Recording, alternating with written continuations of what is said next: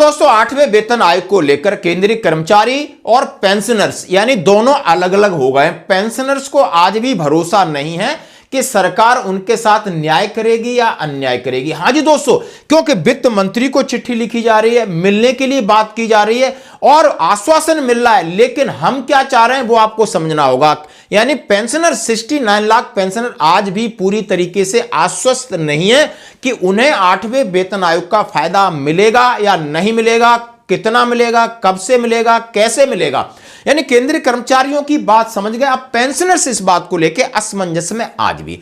और क्यों असमंजस में, जैसा कि मैं आपके सामने कह रहा हूं, लिख रहा हूं कि यानी central government pension welfare association ने प्रधानमंत्री और वित्त मंत्री को चिट्ठी लिखी है कि मौजूदा पेंशन, फैमिली पेंशन को 8वें वेतन आयोग के दायरे से बाहर रखा गया है। जो आपका सरकारी गजट नोटिफिकेशन है, जो आपने टर्म्स ऑफ रेफरेंस रिलीज किया है, उसके अंदर आप संशोधन बना के भेजिए। यानी आपको उसी तरीके से आपको रिटर्न में देना होगा, लेकिन सरकार रिटर्न में देने से बच क्यों रही है। यानी सरकार की मंशा में कहीं ना कहीं कुछ और खुरापात है, या सही में सरकार देना चाहती है। जब देना चाहती है तो लिखित में क्यों नहीं दे रही है। जब सवाल पूछा जाता है तब जवाब देते हैं कि नहीं, चिंता करने की जरूरत नहीं, सबको सब कुछ मिलेगा।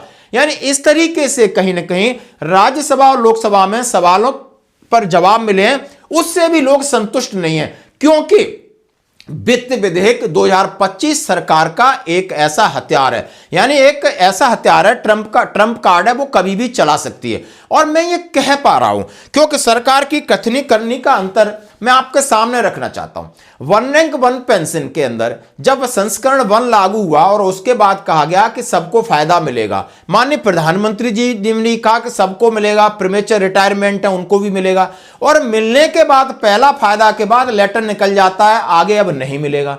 तो भरोसा करना थोड़ा सा मुश्किल है। इसी को लेकर के क्या उन्होंने लिखा है, जरा सुनिए। 8वें केंद्रीय वेतन आयोग के टर्म्स ऑफ रेफरेंस को लेकर पेंशन भोगियों में फिर से चिंता उभर के आई है। Central government pension welfare association यानी CGPW जम्मू ने कथित तौर पर प्रधानमंत्री जी, वित्त मंत्री को लिखकर कि मौजूदा पेंशन और पारिवारिक पेंशन भोगियों के साथ अन्याय न करें।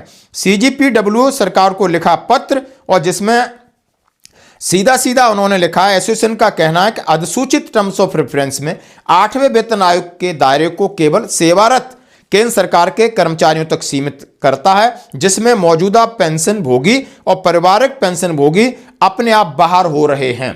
पेंशन भोगियों को टर्म्स ऑफ रेफरेंस से बाहर रखने का आरोप लगाया, और उन्होंने कहा एसोसिएशन का तर्क है कि जो 3 नवंबर 2025 को अधिसूचना है उसमें स्पष्ट रूप से पेंशन भोगियों का उल्लेख नहीं है। एसोसिएशन ने अभी दावा किया कि 2 दिसंबर 2025 को वित्त मंत्रालय ने राज्यसभा में स्पष्ट किया था कि पेंशनर्स को 8वें वेतन आयोग के दायरे से बाहर नहीं रखा गया है, लेकिन यह टर्म्स ऑफ रेफरेंस में दिख नहीं रहा है, रिटर्न में नहीं दिख रहा है। इन चीजों पर आपत्तियां हैं। यानी PTI रिपोर्ट के अनुसार CGPW के अध्यक्ष पूर्व DGP SP खोड़ा ने अपने पत्र में वित्त विधेयक 2025 का जिक्र किया, कहा कि सेंट्रल सिविल सर्विसेज पेंशन नियमों में पूर्व व्यापी प्रभाव से किए गए संशोधन पेंशन भोगियों के बीच उनकी रिटायरमेंट की डेट के आधार पर भेदभाव को वैध बनाते। यानी जो आपने नियम बनाया है और उसमें ये चीजें पूरी दी गई कि आप पेंशनों में भेदभाव कर सकते हो। यह भी ऐड कर दिया कि यह मामला आपको न्यायालय में भी नहीं जाओगे, वहां से भी आपका काम नहीं बनेगा। यानी सरकार के पास ये रिमोट है। यानी अब सरकार किस तरीके से देगी, कितना देगी, कहीं न कहीं असमंजस की स्थिति है।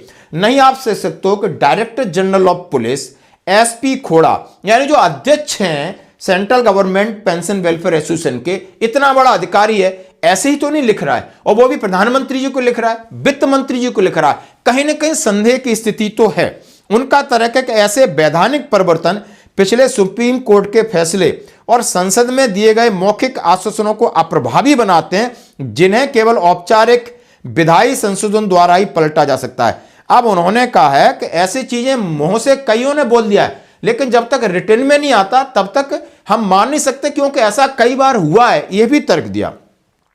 अनफंडेड लागत शब्द पर सवाल, CGPW ने टर्म्स ऑफ रेफरेंस में इस्तेमाल किए गए गैर अंशदायी पेंशन योजनाओं की अनफंडेड लागत शब्द पर भी आपत्ति जताई है।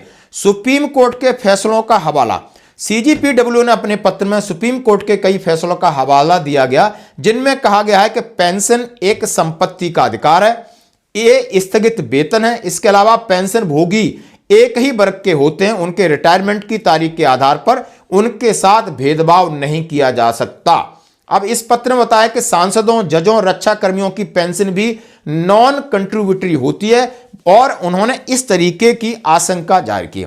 अतिरिक्त पेंशन और कम्यूटेटेड पेंशन का मुद्दा भी उठाया। सीनियर सिटीजनों ने इस बात पर यानी सीजीपीडब्ल्यू के उन्होंने कहा है कि जो 15 साल वाला पेंशन कम्यूटेटेड बहाली का मुद्दा है उसको 12 साल सरकार कर सकती है, और लेकिन सरकार सिर्फ पैसा कमाने और ब्याज कमाने में ज्यादा इंटरेस्ट दिखा रही है। नहीं, ये मुद्दा जो जिस हिसाब से जिस तरीके से बनाया गया है कम्यूटेशन का ढांचा, उस इंटरेस्ट को देखते हुए वो सही था, लेकिन आज तार्किक नहीं है। आप कम क्यों नहीं कर रहे, इस बात को लेकर सरकार की मंशा पर उन्होंने कठोर प्रहार किया।